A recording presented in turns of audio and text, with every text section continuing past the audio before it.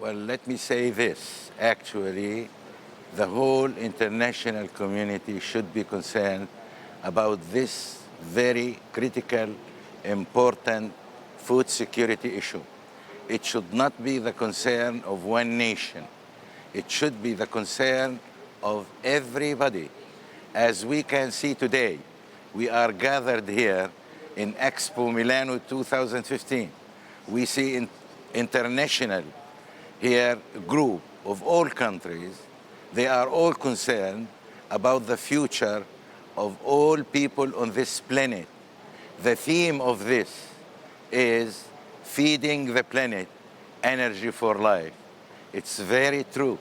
We look to that, all nations as one, in order to eradicate poverty and hunger from this planet. This is of interest to everybody because without this, progress and security will be reduced. We have to promote this eradication of poverty and hunger in order for all people to enjoy progress and security and have their own food security at the center of all issues. Water is life. And without water, there can be no life on the planet, no life on Earth. Now, as to oil-producing countries in our region, they have very scarce, limited cultivable land and extremely scarce water resources. They depend mainly now on desalination of seawater for their domestic use and industrial use. As to their food security, they are trying their best to use their limited resources in order to produce domestically as much crops as they can. But you know very well that the main stable crops are cereals, and these cannot be grown in the desert, and they need a lot of water. So at this time, the Arab oil-producing countries depend heavily on food imports for their security. But they trying their best in order to produce domestically with as much as they can through some limited groundwater and through the treatment of wastewater. And they are trying to explore opportunities outside their countries in order to cooperate with those countries who have water and land, and they cooperate in producing food for both partners. It's a question of how you are going to balance your wealth of oil resources with renewable resources, which is a very important source of energy, not only for using for development, but also for environment. So it's a question of how much of renewable energy you are going to do against how much you are going to spend in terms of fossil fuel. But I tell you, there is a growing trend, even in oil-producing countries, for renewable energy because it is a supplementary source. You know very well that oil resources are exhaustible. So if you are doing it today, you are balancing between oil resources and between renewable energy. And I think all countries have this in mind to strike a balance between doing both. Water is life, and water resources on the planet are very limited, and they are getting scarcer by the day because of population growth. Today, a population of almost over 7 billion will become over 9 billion in 2050 with finite water resources. So per person, you will have little water in the years ahead.